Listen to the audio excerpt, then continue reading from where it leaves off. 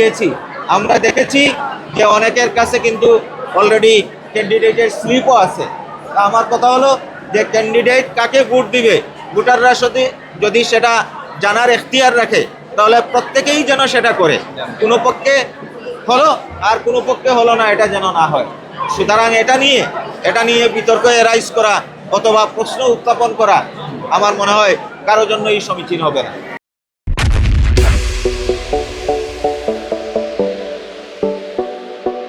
আমরা যখন পরিদর্শনে গিয়েছি আমি আমার পক্ষ থেকে, আমি যেহেতু এই বিশ্ববিদ্যালয়ের শিক্ষার্থী সংশ্লিষ্ট কমিটির কনভেনারও, আমি বলেছি প্যানেল এখানে আছে 4টি, আমাদের স্বতন্ত্র অনেক ক্যান্ডিডেট আছে।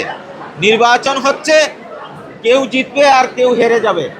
যে জিতবে আমরা জগন্নাথের 18,000 শিক্ষার্থী শিক্ষক কর্মকর্তা কর্মচারী জিতে যাব, সেই হবে আমাদের প্রতিনিধি। সুতরাং এই মানসিকতা নিয়ে আমাদের সকলকে অবশিষ্ট যে সময়টুকু আছে সেটুকু আমরা পার করব এবং দায়িত্বশীল হিসাবে, সেটা শিক্ষক হোক, কর্মকর্তা হোক, রিটার্নিং কর্মকর্তা হোক আর সহকারী হোক, সাংবাদিক হোক, এনসিসি হোক আর পুলিশ হোক, কেউ যেন কোনো ধরনের কোনো পক্ষপাতিত্ব না করে, এই বিষয়টি আপনাদের মাধ্যমে আমরা নিশ্চিত হতে চাই। এবং এই ধরনের কোনো অভিযোগ যদি আমাদের কাছে এসে থাকে আমরা সেটা জাস্টিফাই করব এবং নির্বাচনের পরে আপনাদের সামনে আবারও সেটা আমরা উপস্থাপন করব। আজকের এই